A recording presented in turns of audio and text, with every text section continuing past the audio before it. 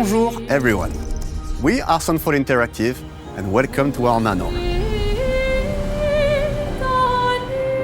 We are a small studio based in Montpellier, France, working on our first game, Clair Obscur, Expedition 33.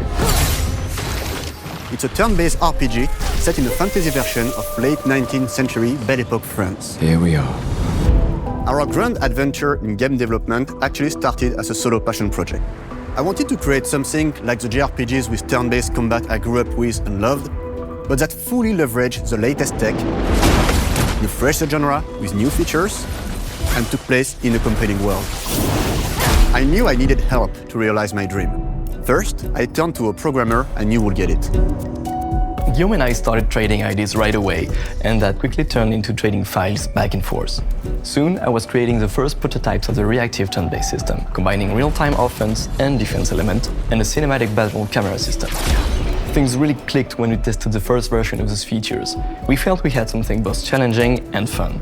As Tom and I went back and forth and iterated on game elements, a vision started to come together, and I shared it with an old friend from university.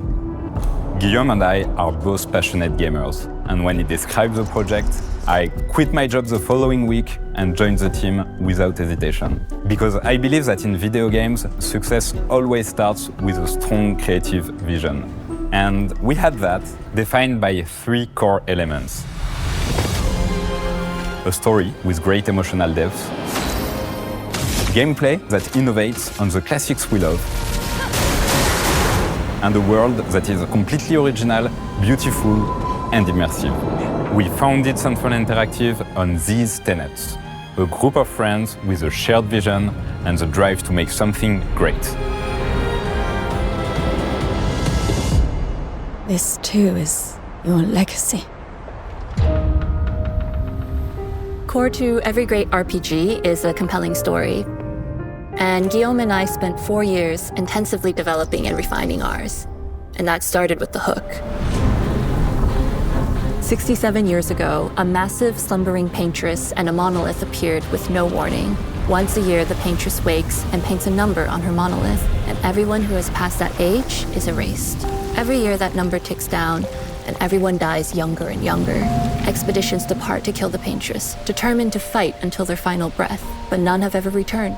Our story follows Expedition 33.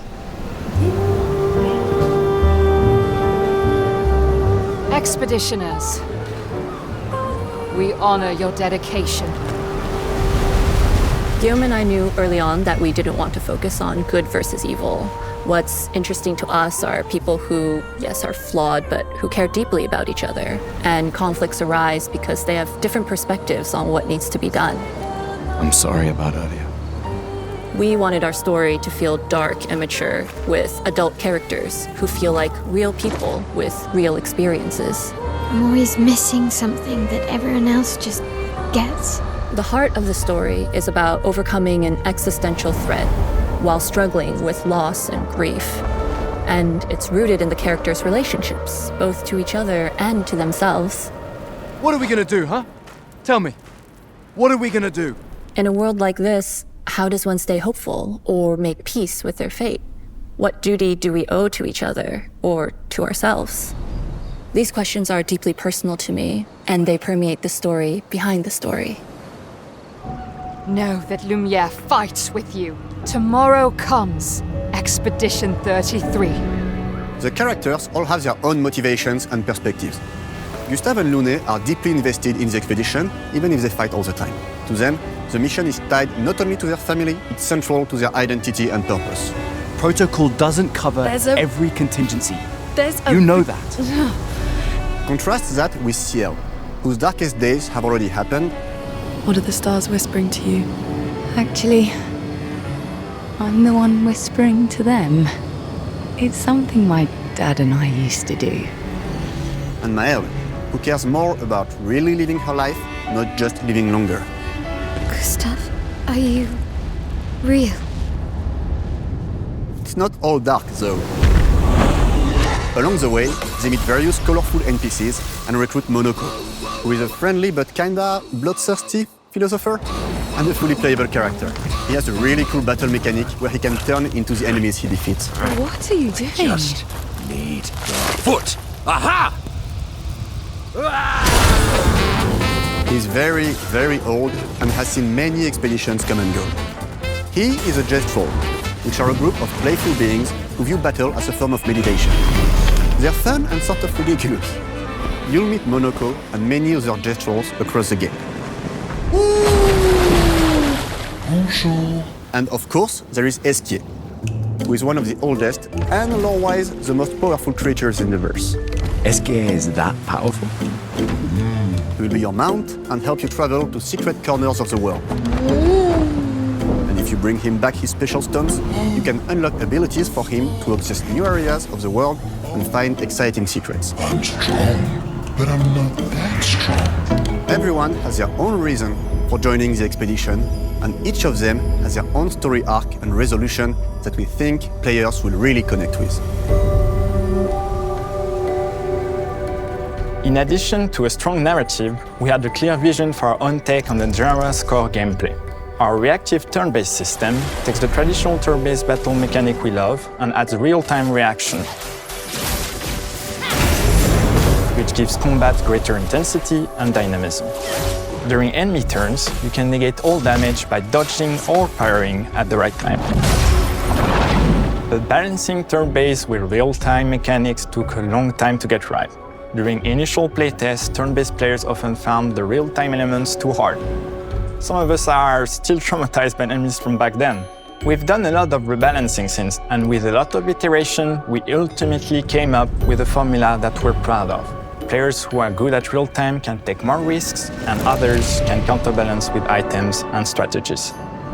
A big part of that formula lies in the many ways you can customize your character.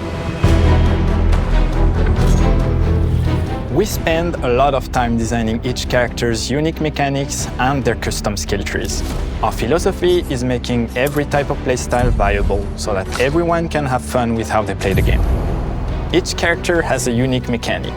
Mel switches between stances which can alternately boost defense or power. I personally like to make Mel the protector of the group, but I'm pretty much the only one at the studio who plays her that way. Most people play her as a glass cannon with Gustav's complementary skills. The characters can also equip hundreds of passive effects, which in our game are called Lumina. Every character has more than 20 unique skills in the skill tree and hundreds of passive effects they can gain through Lumina and weapons. So there are a ton of builds and playstyle to explore. Needless to say, we can't wait to see how you choose to play and what kinds of build you'll design that we probably never even imagined.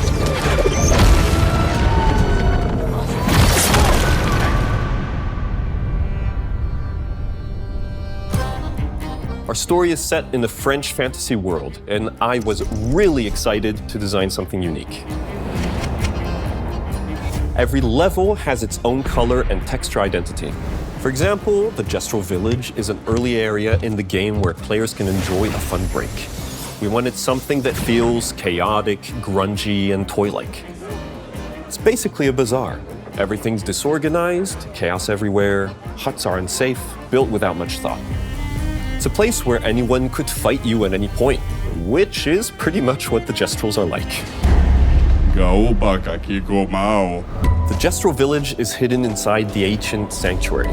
The ideas here were forest, labyrinth, and sentinels. I designed it as a vibrant place, like an old graveyard of Gestrols, or forgotten wooden toys in a box, with two main colors, red and white.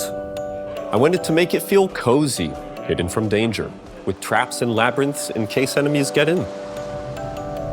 Same process with the characters. Monoko came in a single concept. I thought of a monkey-like body, white fur with a black and red flat mask. Ladies, could I? Ow! Definitely a Gestrol. For Esquier, we needed a cuddly companion to take us around the world. I thought instantly of a giant inflatable balloon and old Victorian pillows with many intricate motifs. We start with the core themes and ideas, and the visuals grow organically from there. From the very start of the project, there was one thing that we absolutely wanted to bring back from older JRPGs. A feature we really loved, but is very rare these days. A completely 3D and navigable world map. Yes, we've got a world map. And it was a real challenge to create, both artistically and technically. And it ended up a lot bigger than we expected.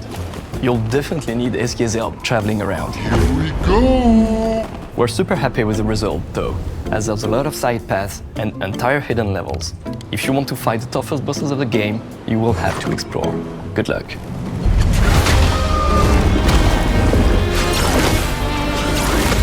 We've poured our hearts and souls into this game for the past 4 years. That's why we're delighted to announce that Expedition 33 launches on April 24th on Xbox Series X and S and is available day one with Xbox Game Pass. You can already wishlist the game and follow us for more info. We are super excited to invite you into the world of Expedition 33. We are a small, passionate team, it's our debut game, and we can't wait for you to discover our story, our world, and our take on the turn-based genre. On behalf of everyone at Sunfall, thank you for joining us. Tomorrow comes. Demain viendra. Tomorrow comes. Demain viendra. Demain viendra. Tomorrow comes.